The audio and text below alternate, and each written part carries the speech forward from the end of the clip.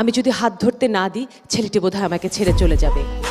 যেই ছেলে হাত ধরতে না দিলে চলে যায় তার চলে যাওয়াটাই উচিত। তোমাদের মনের মধ্যে ভালোবাসার উপলব্ধি রয়েছে, কিন্তু সেটাকে যদি সযতনে সুন্দর করে আমরা সুন্দর পথে ব্যবহার করতে না পারি, অনুভব করতে না পারি, কি হবে?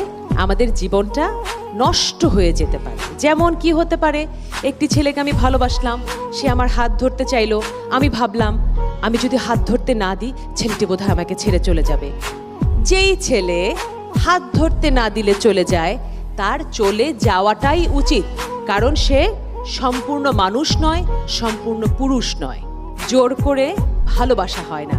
সুতরাং যে কোনো ছেলের সঙ্গে বন্ধুত্ব হলেই ভালোবাসার দিকে গড়াতে হবে। অল্প বয়সে যে ভালোবাসাটা হয় ৯৯ ভাগে সেই ভালোবাসাটা একটা ভুল ভালোবাসা হয়। একটি মাত্র ভুল ভালোবাসা, একটি মাত্র ভুল বিয়ে তোমার সম্পূর্ণ জীবনকে নষ্ট করবে। সুতরাং একটু বড় হতেই হবে বুঝতে যে আসলে কে তোমার জীবনসঙ্গী হতে পারে। এখন তোমাদের স্বপ্ন দেখার সময়, বড় হবার সময়, লেখাপড়া করবার সময়, কিন্তু কিসের সময় নয়?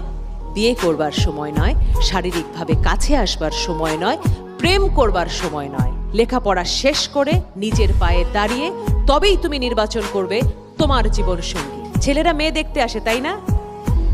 আমি স্বপ্ন দেখছি তোমরা ছেলে দেখতে যাবে।